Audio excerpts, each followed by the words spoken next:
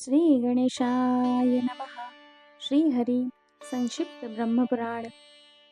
त्वमेव माता च पिता त्वमेव त्वमेव बन्धुश्च सखा त्वमेव त्वमेव विद्या द्रविणं त्वमेव त्वमेव सर्वं मम देव देव त्वमेव सर्वं मम देव देव त्वमेव सर्वं मम वासुदेव। श्री ब्रह्म पुराण भाग 23वां। दक्ष यज्ञ विध्वंस।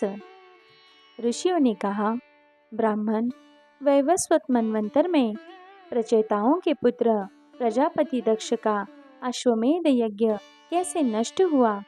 ब्रह्मा जी बोले, ब्राह्मणों, महादेव जी ने सती देवी का प्रिय करने की इच्छा से जिस प्रकार दक्ष के यज्ञ का विध्वंस किया था उसका वर्णन करता हूँ। पूर्व काल की बात है। महादेव जी मेरुगिरी के ज्योतिस्थल नामक शिखर पर, जो सब प्रकार के रत्नों से विभूषित और पलंग की भांति फैला हुआ है, विराजमान थे। गिरिजा कुमारी पार्वती सदा उनके पार्श्वभाग में बैठी रहती थी। आदित्य, वसु, अश्विनी कुमार, गुहों को सहित कुबेर, महामुनि शुक्राचार्य तथा सनत कुमार आदि महर्षि उनकी सेवा में उपस्थित रहते थे।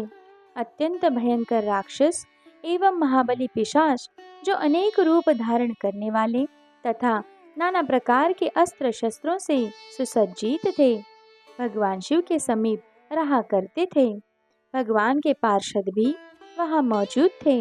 वे सब अग्नि के समान तेजस्वी जान पड़ते थे। महादेव जी की इच्छा से भगवान नंदीश्वर भी वहां खड़े रहते थे।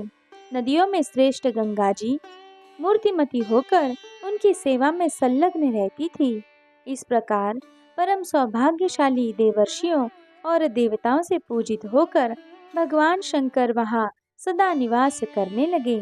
कुछ काल के बाद प्रजापति दक्ष ने शास्त्रोक्त विधि के अनुसार यज्ञ करने की तैयारी की।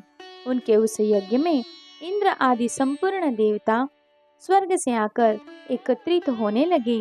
वे अग्नि के समान तेजस्वी देवता दक्ष के अनुरोध से प्रकाशमान विमानों पर बैठकर गंगा द्वार को गए।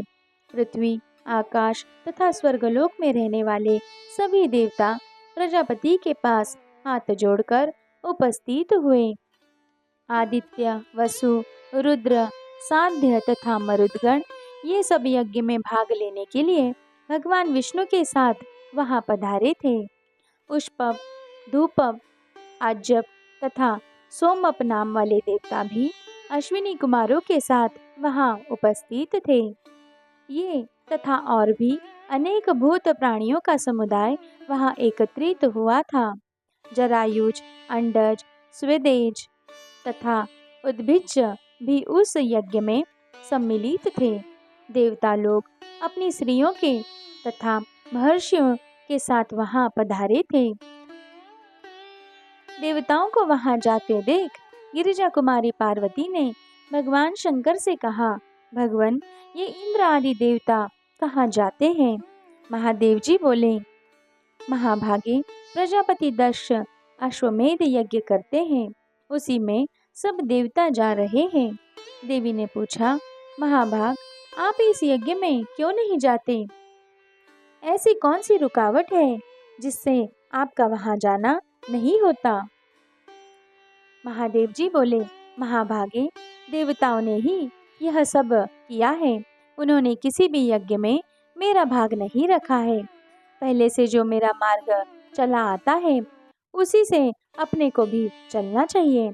उमा ने कहा, भगवान, आप सब देवताओं में श्रेष्ठ हैं।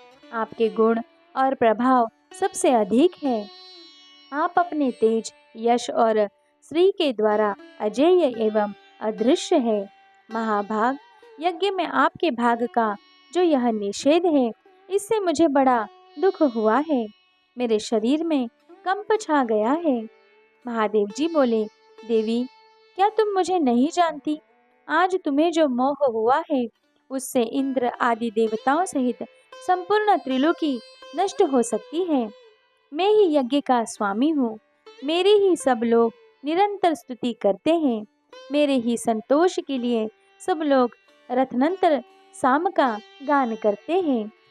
ब्राह्मण वेद मंत्रों से मेरा ही यजन करते हैं तथा अवर्धयु लोग यज्ञ में मेरे ही लिए भोगों की कल्पना करते हैं। प्राणों के समान प्रियतमा पत्नी से यूं कहकर भगवान शंकर ने अपने मुख से क्रोधाग्नि जनित एक महाभूत की सृष्टि की। फिर उससे कहा, तुम मेरी आज्ञा से दक्ष के यज्ञ में जाओ और उसका शीघ्र विनाश करो। तब उसने रुद्र की आज्ञा से सिंह का वेश धारण करके दक्ष के यज्ञ का विनाश कर डाला। उसने अपने कर्म का साक्षी बनाने के लिए अत्यंत भयंकर भद्रकाली को भी साथ लिया था। भगवान का यह क्रोध वीरभद्र के नाम से विख्यात हुआ, जो शमशान भूमि में निवास करते हैं। उसने पार्वती देवी के खेद का निवारण किया। वीरभद्र ने अपने रोमकूपों से अनेक रुद्रगण उत्पन्न किए, जो रुद्र के समान ही वीर्यवान और पराक्रमी थे। वे सब सैकड़ों और हजारों की संख्या में झुंड बनाकर उस यज्ञ मंडप में गए। उसकी किलकिलाहट से समस्त आकाश गूंज उठा। अग्नि और सूर्य का प्रकाश मंद पड़ गया। चारों ओर अंधकार छा गया। उस समय वे समस्त रुद्रगण यज्ञ मंडप में आग लगाने लगे। किसी ने यूपों को तोड़ डाला, किसी ने उन्हें उखाड़ दिया, कोई सिंहनाद करता और कोई वहां की सब वस्तुओं को तहस नहस कर डालता था। कितने ही वायु के समान वेग से इधर उधर दौड़ने लगे। यज्ञ पात्र चूर चूर हो गए। वहां के मंडप ढह गए। ऐसा जान पड़ता था आकाश से तारे टूटकर गिर रहे हैं। कोई यज्ञ में रखे हुए भोज्य पदार्थों को खाते और सब और लोगों को डराते फिरते थे। कितने ही पर्वताकार भूत देवांगनाओं को उठकर फेंक देते थे। ऐसे गणों के साथ प्रतापी वीरभद्र ने पहुंचकर देवताओं द्वारा सुरक्षित यज्ञ को भद्रकाली के सामने ही भस्म कर डाला। अन्य रुद्रगण सबको भय उपा जाने वाली गर्जना करने लगे। कुछ लोगों ने यज्ञ का मस्तक काटकर भयंकर नाद किया। तब इंद्र आदि देवताओं और प्रजापति दक्ष ने हाथ जोड़कर पूछा, बताइए आप कौन हैं? वीरभद्र ने कहा, मैं न देवता हूँ न दैत्य हूँ, न इस यज्ञ में भोजन करने आया हूँ और न कौतूहलवश इसे देखने को ही मेरा आना हुआ है। मैं इस यज्ञ का विध्वंस करने के लिए आया हूँ। मेरा नाम वीरभद्र है।